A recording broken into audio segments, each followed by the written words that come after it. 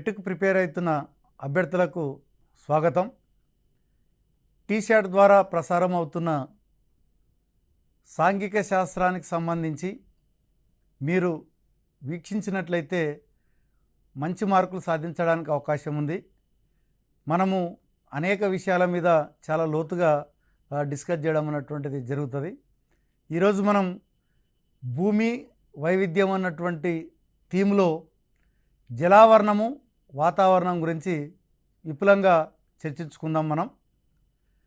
ముఖ్యంగా మనం తీసుకున్నట్లయితే ఈ యొక్క జలావరణము అన్నటువంటిది మనకు తెలుసు, నీరు రెన్యూవబుల్ రిసోర్సెస్, అంటే మళ్ళీ మనం తిరిగి దీన్ని ఉత్పత్తి చేసుకోవచ్చు. ముఖ్యంగా మనకి ఈ యొక్క నీటి చక్రము అన్నటువంటిది మనందరికి తెలుసు. ఏదంటే నీరు అన్నటువంటిది ద్రవ వాయు ఘన రూపాల్లో ఉండేటువంటిది. కాబట్టి ఇది మనము నీటి చక్రంలో అనేకమైనటువంటి దశలను మనం గమనించవచ్చు. అంటే మీ బాష్పీభవనం అన్నప్పుడు మనకి ఏంటంటే, ఎప్పుడైతే వాటరు భూమి మీద పడిన తర్వాత మనకి ఈ యొక్క సూర్యరశ్మికి నీరంతా కూడా ఏమవుతుందంటే ఆవిరి కావడం అన్నటువంటిది జరుగుతుంది. కాబట్టి బాష్పీభవన ప్రక్రియ అంటే ఇక్కడ ఏంటంటే భూమి మీద ఉన్నటువంటి నీరు ఆవిరి కావడం. మరి ఒక భూమి మీద ఉన్నటువంటి నీరేనంటే మొక్కల్లో కూడా బాష్పోత్సేకము అనేటువంటి ప్రక్రియ ద్వారా కూడా ఈ యొక్క బాష్పీభవనం చెందడం అన్నటువంటిది జరుగుతుంది. అంటే మీ ఇక్కడ నీరు ఆవిరి కావడం అన్నటువంటిది ప్రక్రియ. అట్లాగే ఎప్పుడైతే ఆవిరి అయినటువంటి నీరు పైకి వెళ్ళడం అన్నటువంటిది జరుగుతుంది. ఈ పైకి వెళ్ళినటువంటిది నీరు ఎప్పుడైతే దాని యొక్క మోతాదు ఎక్కువైందంటే అవి అన్నీ కూడా మేఘాలుగా ఏర్పడడం అన్నటువంటిది జరుగుతుంది. మరి రవాణా అన్నటువంటిది మనం గమనించినట్లయితే మీరు చూస్తూ ఉంటారు, బాగా మేఘాలు ఏర్పడినప్పుడు గాలి వచ్చినట్లయితే ఆ మేఘాలన్నీ కూడా ఒక చోటు నుంచి మరో చోటికి ప్రయాణం చేయడం అనేటువంటిది జరుగుతుంది. దాన్నే రవాణా అని పిలుస్తారు. మూడవది ద్రవీభవనము అని పిలుస్తాం. ద్రవీభవనము అన్నప్పుడు ఏంది అంటే అవి ఏవైతే మేఘాలు ఏర్పడినాయో అవన్నీ కూడా ఏంటంటే నీటిని తనలో ఉంచుకునేటువంటి శక్తిని కోల్పోవడం అన్నటువంటిది జరుగుతుంది. నీటి బిందువుల ద్వారా మనకి భూమి మీదకి పడడం అన్నటువంటిది జరుగుతుంది. ఎప్పుడైతే నీటి బిందువుల ద్వారా కానివ్వండి, మంచు ద్వారా కానివ్వండి భూమిని చేరేటువంటి ప్రక్రియను ఏమంటారంటే అవపాతము అని పిలుస్తారు. అట్లాగే మనకి భూమిలో చేరినటువంటి నీరు మళ్ళీ ఈ యొక్క కాలువలు, నదులు, అదేవిధంగా వాగుల ద్వారా ఉపరితల ప్రవాహం అన్నటువంటిది మళ్ళీ నడుస్తూ ఉంటుంది. అదేవిధంగా ఈ యొక్క ఏదైతే ఉపరితలం ద్వారా ప్రవాహం పోతున్నటువంటి నీళ్లు కొంత భూగర్భంలోకి ఇంకేయడం కూడా మనం గమనించవచ్చు. దాన్నే మనం భూగర్భ జలము అని పిలుస్తారు. ఈ భూగర్భంలో కూడా ప్రవాహాలు ఉంటాయి, కానీ అవి చాలా నెమ్మదిగా ఉంటాయి.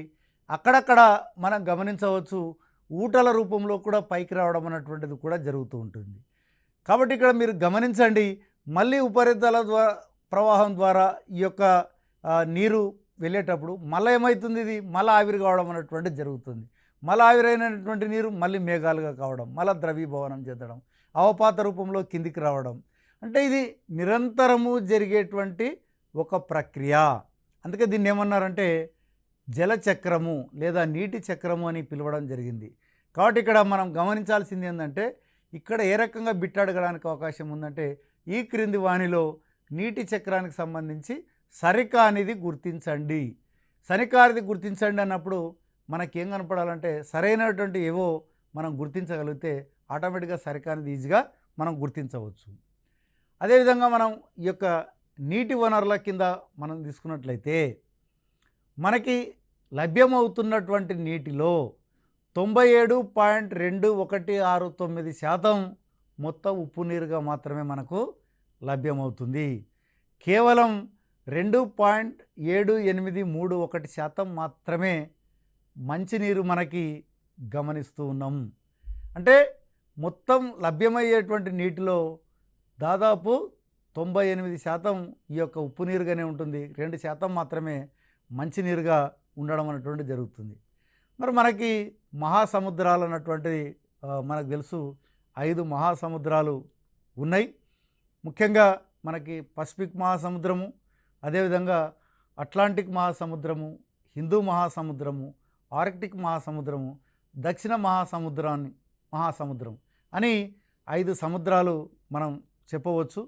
ముఖ్యంగా గమనించినట్లయితే ఈ యొక్క బ్రిటిష్కి సంబంధించినటువంటి ఓడ పేరు ఏంటంటే ఛాలెంజర్స్. ఈ ఛాలెంజర్స్ అనేటువంటి ఓడ ముఖ్యంగా సముద్రాలను అంతా కూడా చుట్టి రావడం అన్నటువంటిది జరిగింది. ఎప్పుడైతే సముద్రాలను చుట్టి రావడం జరిగిందో అప్పుడు సముద్రాల యొక్క అధ్యయనం అన్నటువంటిది ప్రారంభం కావడం అన్నటువంటిది జరిగింది.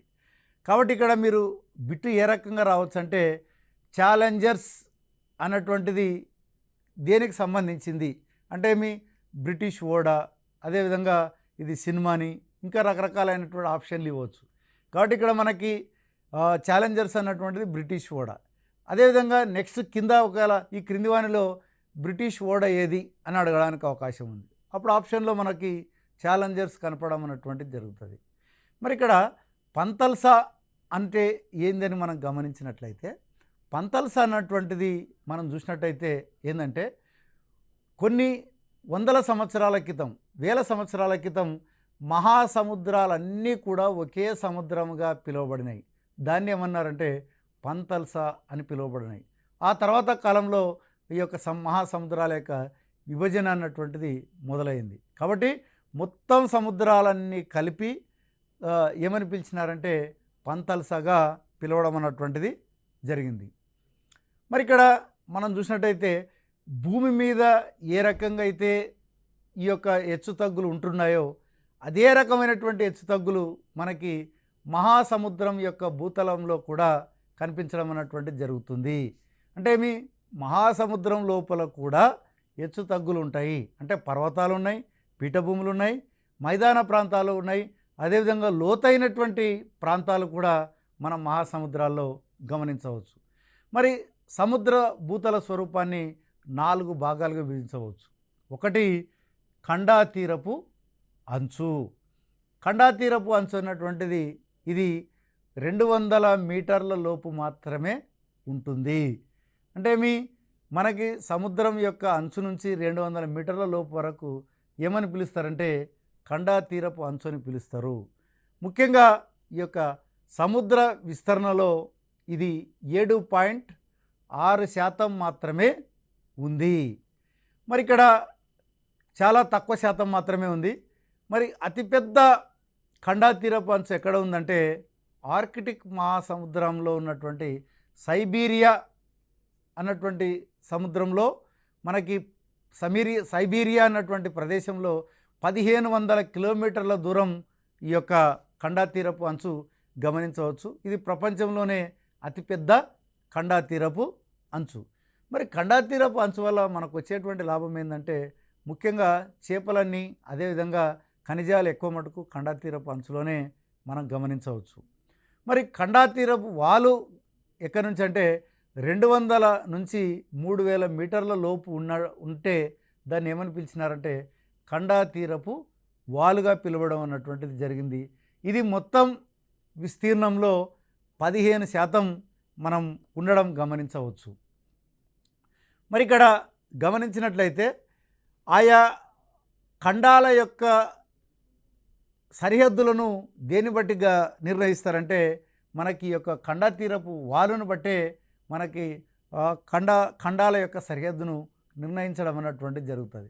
కాబట్టి ఇది చాలా ఇంపార్టెంట్గా అనిపిస్తుంది. ఎందుకంటే ఖండాల యొక్క సరిహద్దును ఎలా నిర్ణయిస్తారు అంటే ఖండాతీరపు అంచ, ఖండాతీరపు వాల అన్నటువంటిది, అదేవిధంగా మహాసముద్ర మైదానాల లేకుంటే అగాధాల అన్నప్పుడు మనకి గమనించాల్సింది ఏంటంటే ఖండాతీరపు వాల ఉన్నటువంటిది మనం ఆన్సర్గా రాయాల్సినటువంటి అవసరం ఉంది. నెక్స్ట్ మూడవది మహాసముద్ర మైదానాలు. ఇవి 3000 నుంచి 6000 మీటర్ల లోపు ఉన్నటువంటి దాన్ని మనకి ఇది చెప్పవచ్చు అన్నట్టు. కాబట్టి ఇక్కడ మనకి ఈ యొక్క ఖండాతీరపు మైదానాలు 3000 నుంచి 6000 మధ్యలో ఉన్నాయి. ఇది మొత్తం విస్తీర్ణంలో 76.2% మనం గమనించవచ్చు. అంటే మొత్తం విస్తీర్ణంలో మహాసముద్ర మైదానాలు చాలా ఎక్కువ విస్తీర్ణాన్ని ఆక్రమించి ఉన్నాయన్నటువంటిది కూడా మనం గమనించవచ్చు. ఇక మహాసముద్ర అగాధాలు మనం తీసుకున్నట్లయితే 6000 మీటర్ల లోతు ఉన్నట్లయితే దాన్ని మనం మహాసముద్ర అగాధాలుగా పిలవడం అన్నటువంటిది జరిగింది. మరి ప్రపంచంలోనే ఇప్పటివరకు అతి లోతైనటువంటి సముద్ర అగాధం ఏదంటే పసిఫిక్ మహాసముద్రంలో ఉన్నటువంటి మేరియానా ట్రెంచ్ అన్నటువంటిది 11,022 మీటర్ల లోతున్నటువంటి అగాధాన్ని కనుక్కోవడం అన్నటువంటిది జరిగింది. ఇది చాలా అతి లోతైనటువంటి అగాధం. అదేవిధంగా ప్యూర్టోరికో లేదా నేవ్స్ అన్నటువంటిది మనం చూసుకున్నట్లయితే ఈ యొక్క అట్లాంటిక్ మహాసముద్రంలో దీన్ని కనుగొనడం జరిగింది. 10,475 మీటర్ల లోతు ఉంది. అట్లాగే జావా ప్రాంతంలో ముఖ్యంగా ఇది హిందూ మహాసముద్రంలో ఉంది. 7,450 మీటర్ల లోతున్నటువంటి మహాసముద్ర అగాధాన్ని కనుక్కోవడం ఉన్నటువంటిది జరిగింది. కాబట్టి ఇక్కడ మీరు అభ్యర్థులు గుర్తుపెట్టుకోవాల్సినటువంటి అంశం ఏంటంటే ప్రదేశాలు గుర్తుండాలి, అదేవిధంగా వాటి యొక్క లోతు కూడా గుర్తుపెట్టుకోవాల్సినటువంటి అవసరం ఉంది. ఇక మనందరికి తెలుసు మహాసముద్రం అంటేనే అవి ఉప్పు నీళ్ళు అన్నటువంటిది మనందరికి తెలుసు. మరి సముద్రంలో నీటి లవణీయత అన్నటువంటిది మరి ఎంత ఉండాలి అని చూసినట్టయితే మనందరికి తెలుసు 35% 1000 దాంట్లో మనకి 35% లవణీయత ఉంటే మనకేమవుతుందంటే అది సాధారణ లవణీయతగా పిలుస్తారు. అందుకనే 1000లో ఎంత మోతాదు అన్నటువంటిది దాన్ని ఎట్లా చూపిస్తారంటే పార్ట్స్ పర్ 1000 పీపీటీ అని పిలుస్తారు. అంటే ఇది పార్ట్స్ పర్ 1000ని షార్ట్ ఫామ్లో పీపీటీ అని పిలుస్తారు. గుర్తు ఈ రకంగా చూపించడం అన్నటువంటిది జరుగుతుంది. కాబట్టి ఇక్కడ మనం చూసినట్టయితే సాధారణ లవణీయత ప్రతి 1000 లీటర్ల నీటిలో మనకి ఎంత లవణీయత ఉండాలంటే కేవలం 35% ఉంటే దాన్ని ఏమంటారంటే సాధారణ లవణీయతగా పిలుస్తారు. మరి ఇక్కడ సముద్రంలో మనం చూసినట్టయితే 77.8% ఉప్పు మాత్రమే ఉంటుంది. మరి ఇక్కడ నదులలో నీరులో మాత్రం కేవలం 2% మాత్రమే ఉప్పు మనం గమనించవచ్చు. అదే మనకి ఎర్ర సముద్రంలో 40% ఉంది, మధ్యధరా సముద్రంలో 35% మనం గమనించవచ్చు. అంటే మీ మధ్యధరా సముద్రంలో సాధారణ లవణీయతనే మనం గమనించవచ్చు. అట్లాగే నల్ల సముద్రంలో 15% ఉంది, బాల్టిక్ సముద్రంలో 8% గమనించవచ్చు. మరి ఎందుకు బాల్టిక్ సముద్రంలో తక్కువ ఉంది ఉప్పు శాతం అన్నట్టయితే అది ముఖ్యంగా ఆర్కిటిక్ మహాసముద్రానికి దగ్గరగా ఉంది కాబట్టి అక్కడ వచ్చేటువంటి మంచు కరగడం వల్ల వచ్చేటువంటి నీరు ఎక్కువగా చేరడం వల్ల ఆడ ఉప్పు శాతం తక్కువగా ఉందని గమనించవచ్చు. అట్లాగే మనం త్రాగునీరులో కూడా 1% మనం గమనించవచ్చు. మరి ప్రపంచంలోనే అతి ఎక్కువ లవణీయత అన్నటువంటిది ఎక్కడ కనుగొన్నారంటే డాన్ కొలను 440% మనము అక్కడ గమనించవచ్చు. ఏది అంటార్కిటికా ఖండంలో ఉన్నటువంటి ఈ యొక్క డాన్ కొలన్లో. అట్లాగే రెడ్బా సరస్సు ఎక్కడ ఉందంటే ఇది సెనెగల్లో ఉంది. ఇక్కడ మనకి 400% అన్నటువంటిది మనం గమనించవచ్చు. వాండా సరస్సులో అంటార్కిటికా అనే దాంట్లో మనకి 350 మనం గమనించవచ్చు.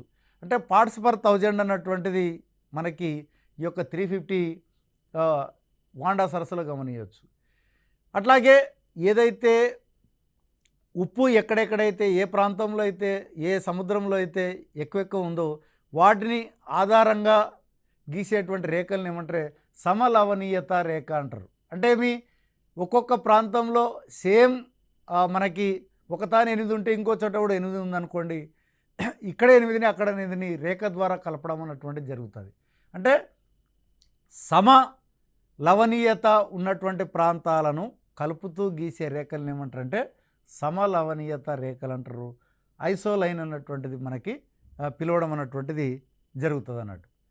ముఖ్యంగా మనం చూసినట్టయితే మహాసముద్రాల యొక్క ఉష్ణోగ్రత అన్నటువంటిది ఎంత మధ్యలో ఉంటుందంటే -2 డిగ్రీల సెంటీగ్రేడ్ నుండి 29 డిగ్రీల సెంటీగ్రేడ్ మధ్యలో ఉంటుంది. కాబట్టి సాధారణంగా మహాసముద్రాల ఉష్ణోగ్రత ఎంత ఉంటుంది అని అడిగినప్పుడు మనం దీన్ని కూడా గుర్తుపెట్టుకోవాల్సినటువంటి అవసరం ఉంది.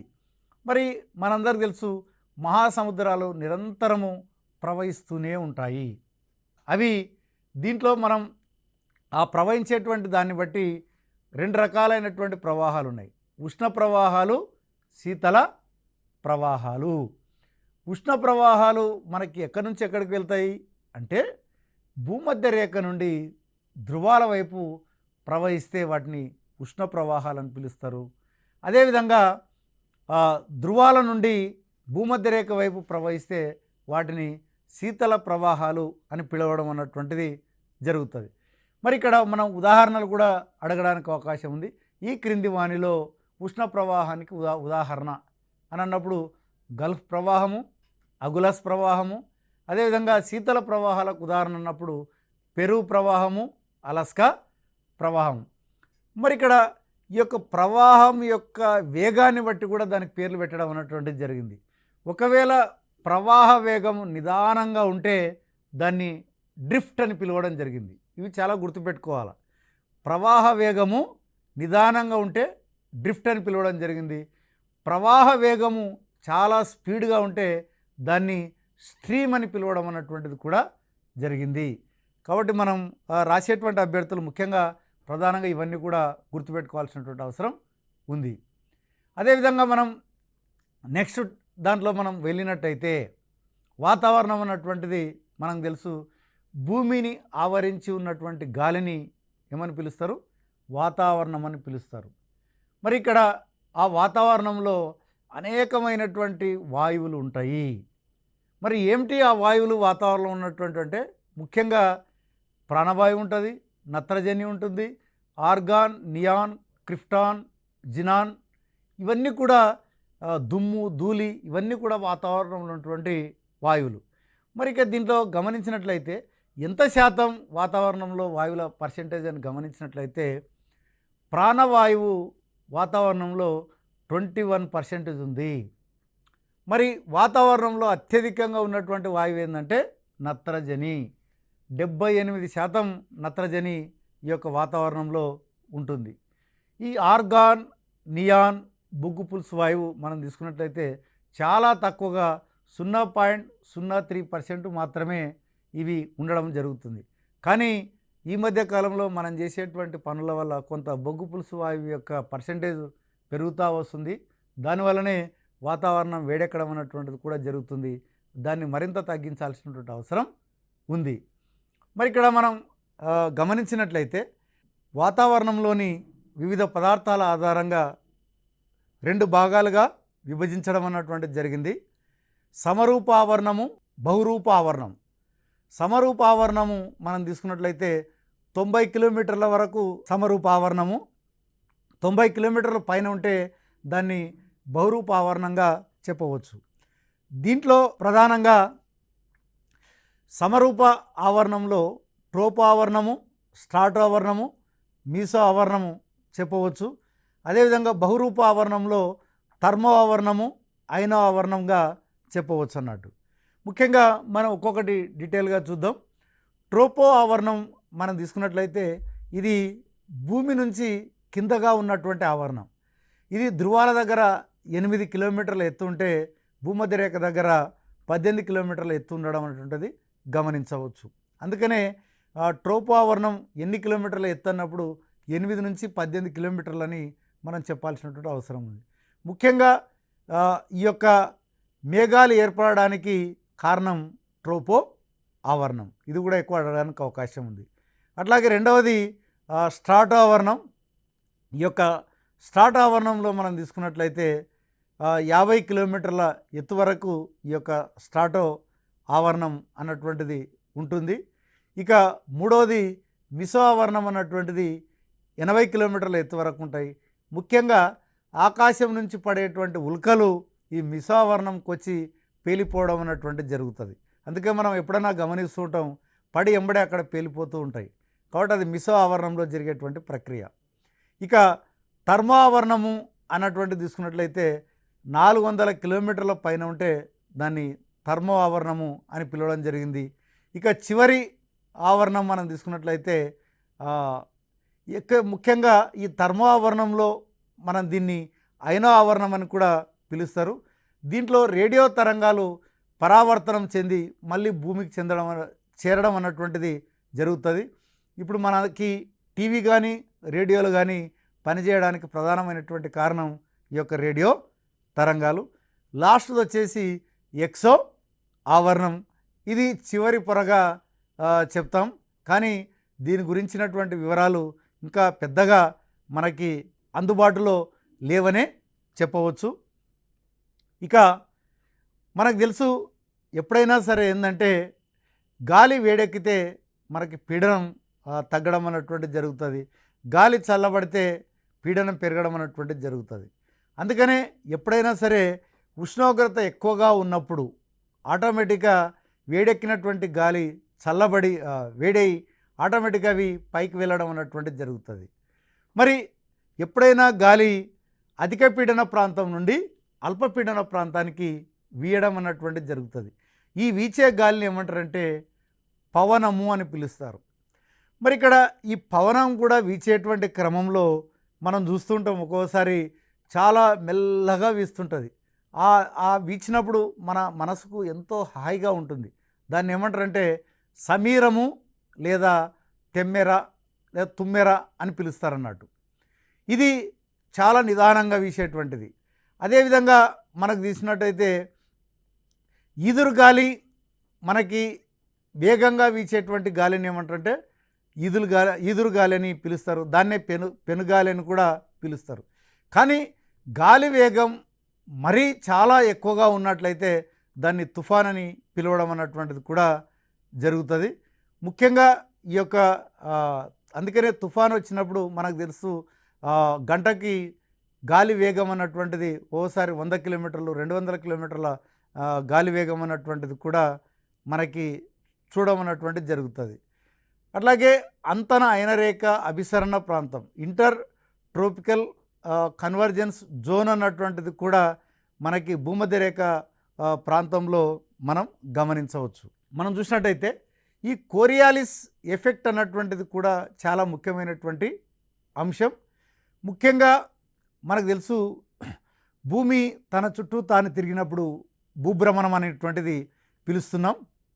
దీంట్లో ప్రధానంగా భూభ్రమణం జరిగేటప్పుడు ఏంటంటే కోరియాలిస్ ప్రభావం వల్ల ఉత్తరార్ధగోళంలో పవనాలు కుడివైపుకు తిరుగుతాయి, దక్షిణార్ధగోళంలో పవనాలు ఎడం వైపుకు తిరగడం అన్నటువంటిది జరుగుతుంది.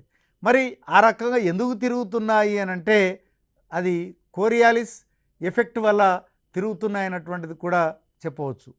కాబట్టి ఇక్కడ క్వశ్చన్ ఎట్లా అడగడానికి అవకాశం ఉంది, కోరియాలిస్ ఎఫెక్ట్ వల్ల ఉత్తరార్ధగోళంలో పవనాలు ఏ వైపుకు వీస్తాయి, కుడివైపు, ఎడంవైపు, ఉత్తరం, దక్షిణం ఏదన్నా అడగవచ్చు. కాబట్టి ఇక్కడ మనకి ఈ యొక్క కుడివైపు, అదేవిధంగా దక్షిణార్ధగోళంలో అయితే ఎడం వైపుకు వీస్తాయని చాలా స్పష్టంగా చెప్పవచ్చు అన్నట్టు. అట్లాగే ఈ యొక్క పవనాలను కూడా వర్గీకరించడం అన్నటువంటిది జరిగింది. ముఖ్యంగా ప్రపంచ పవనాలు, ఋతుపవనాలు, స్థానిక పవనాలని ప్రధానంగా పవనాలను 3 రకాలుగా వర్గీకరించవచ్చు. మళ్ళీ ప్రపంచ పవనాలను వ్యాపార పవనాలు, పశ్చిమ పవనాలు, ధ్రువ పవనాలని 3 రకాలుగా వర్గీకరించవచ్చు. దీంట్లో మనం గమనించాల్సింది ఏంటంటే వ్యాపార పవనాలు అన్నటువంటి ముఖ్యంగా ఉష్ణమండల ప్రాంతంలో వీస్తాయి, పశ్చిమ పవనాలు సమశీతోష్ణ మండలంలో వీస్తాయి, అదేవిధంగా ధ్రువ పవనాలు మనకి ఈ యొక్క ధ్రువ ప్రాంతాలలో వీయడం అన్నటువంటిది జరుగుతుంది. వ్యాపార పవనాలు అన్నప్పుడు మనం తీసుకున్నట్లయితే ఇవి ముఖ్యంగా తూర్పు నుంచి పడమరకి వీయడం అన్నటువంటిది జరుగుతుంది. అదే ఈ వ్యాపార పవనాలు ఉత్తరార్ధగోళంలో తీసుకున్నట్లయితే ఇవి ఈశాన్య వ్యాపార పవనాలుగా పిలుస్తారు. అదే దక్షిణార్ధగోళంలో ఆగ్నేయ వ్యాపార పవనాలుగా పిలుస్తారు. ఎందుకు ఆ రకంగా పిలుస్తున్నారంటే ఈశాన్యము ఆగ్నేయం వైపు నుంచి వీస్తున్నాయి కాబట్టి ఆ పేరుతోనో పిలవడం అన్నటువంటిది జరిగింది. మరి ఇవి చాలా ముఖ్యమైనటువంటి విషయం, చాలా కన్ఫ్యూజింగ్ కూడా ఉంటుంది. కాబట్టి అభ్యర్థులు బాగా గుర్తుపెట్టుకోవాల్సింది ఏంటంటే వ్యాపార పవనాలు ఉత్తరార్ధగోళంలో ఏ వైపు నుంచి వీస్తాయి, దక్షిణార్ధగోళంలో ఏ వైపు నుంచి వీస్తాయి అనేది గమనించాలి. అట్లాగే పశ్చిమ పవనాలు పడమర నుంచి తూర్పుకు వీయడం అన్నటువంటిది జరుగుతుంది. ఇక్కడ కూడా పశ్చిమ పవనాలు కూడా మనం తీసుకున్నట్లయితే బాగా గమనించండి. వ్యాపార పవనాలు తూర్పు నుంచి పడమరకు వీస్తే పశ్చిమ పవనాలేమో పడమర నుంచి తూర్పుకు వీస్తాయి. ఇక్కడనేమో ఉత్తరార్ధగోళంలో ఇవి నైరుతి దిశ నుంచి వీస్తే దక్షిణార్ధగోళంలో వాయవ్య దిశ నుంచి వీయడం అన్నటువంటిది జరుగుతున్నాయి. కాబట్టి ఇక్కడ క్వైట్ ఆపోజిట్గా మనం గమనించవచ్చు. ఏది వ్యాపార పవనాలకి పశ్చిమ పవనాలకి. ఇక ధ్రువ ప్రాంతాల్లో మాత్రం వీచేటువంటి పవనాలు ఏవంటే తూర్పు పవనాలు వీయడం అన్నటువంటిది జరిగింది. ఇక దీంట్లో మనం తీసుకున్నట్లయితే రెండవది ఋతుపవనాలు.